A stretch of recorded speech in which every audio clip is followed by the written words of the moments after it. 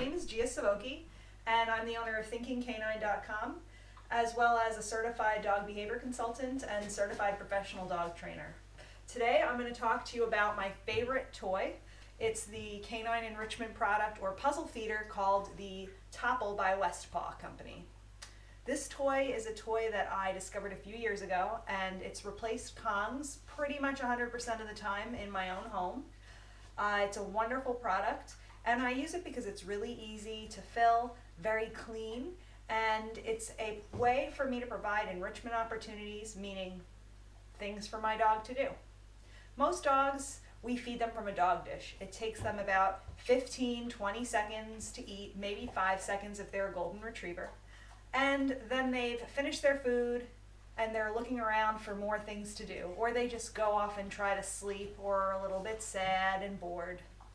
The reason why I don't feed my dogs from food bowls is because I believe that a dog that works for their food is going to be a dog that's more motivated in training and a dog that is happier because they're provided with mental stimulation throughout the day. Our dogs can't watch TV, they can't read a book, they can't even go out and take themselves on a walk or do anything without our help.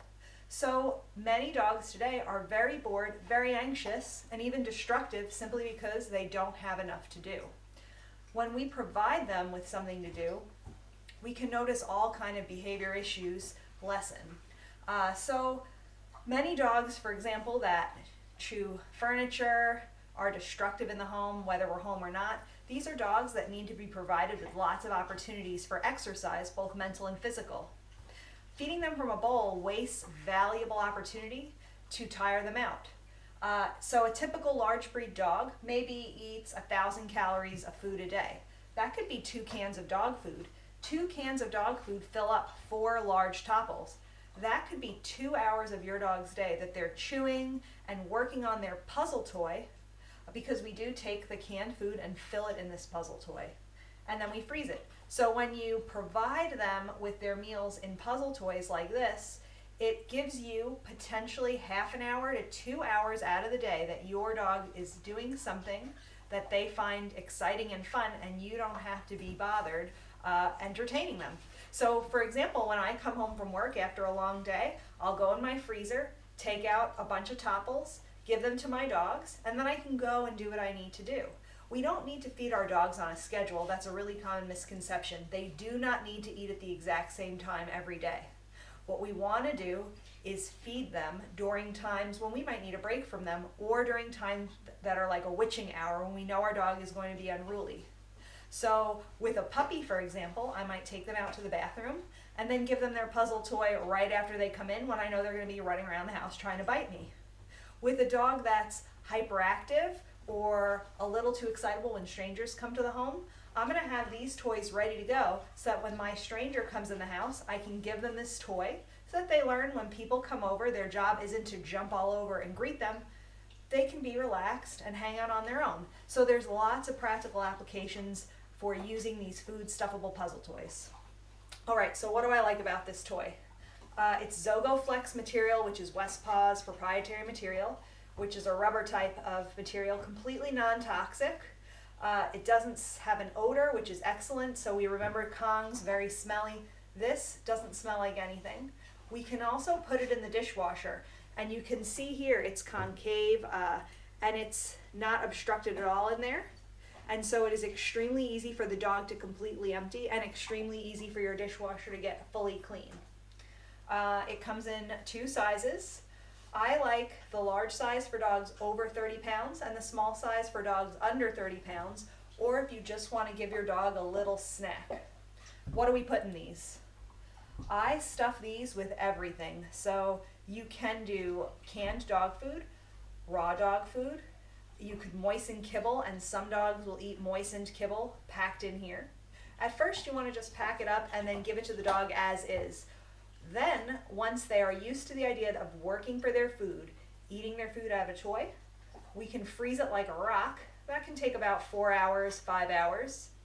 And then we give them that toy after it's completely frozen. And hopefully if they're used to eating from the toys at that point, they're not going to make a fuss and they're just going to empty that toy right out. So when I fill the toy, we're using canned food today. You want to make sure you get a food that's not that soupy. This is a chunks and gravy can. What I did was put it in the fridge first, and that helps solidify it so it's not making a sloppy mess. And then I just carefully try not to make a horrible mess everywhere, pack it in.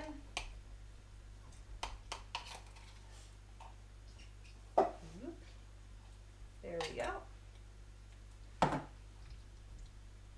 Probably fit a little bit more. And there you go. We just filled one Toppl.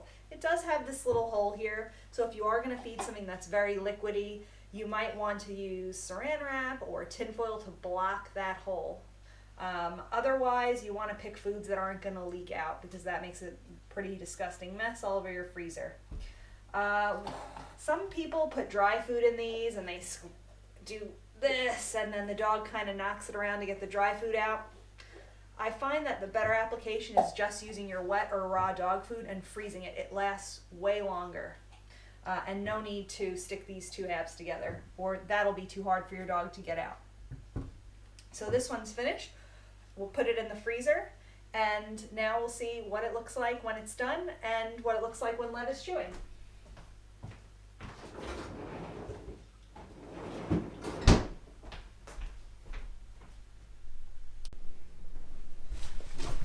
It is time to feed some of these Westpaw Toppls that we have filled. Here we go. Got one for Poppy, a little one for Vera. Go in your room. There we go. So I do separate the dogs just to prevent resource guarding. So I put them in their room. Good. That's Poppy's. Good boy. There we go. Vera. There you go, Vera. Good girl. Use the gate. Now they do run right to their beds, and that is because I don't allow them to chew these on the carpets. And to teach them not to chew them on the carpet, all I did was every single time they go to take these Toppls off their beds, I take them away, and then I have them go to their bed, and then they get the Toppl back. So they very quickly learn that if they decide to try to chew the thing on the carpet, it goes away. All right. Oh, Lev wants one. Come on, Lev.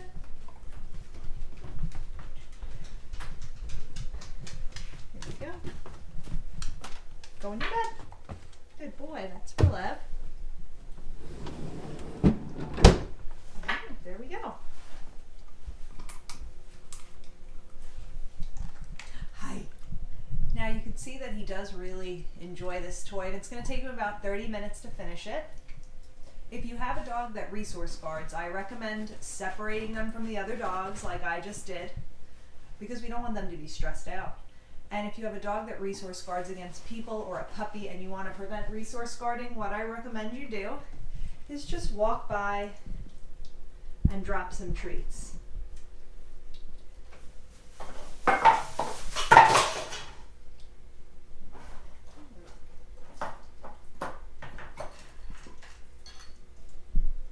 So I went and got a couple of treats. I'm going to walk up to Lev.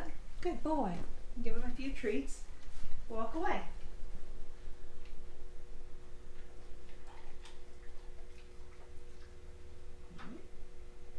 Good. Okay, go get it.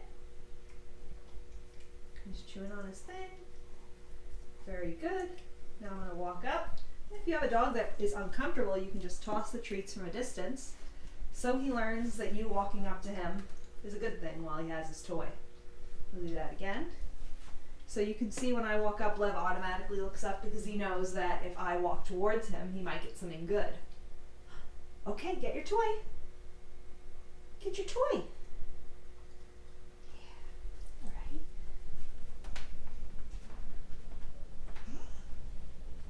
All right. So as you can see, we've got a bunch of happy dogs chewing away at their toys.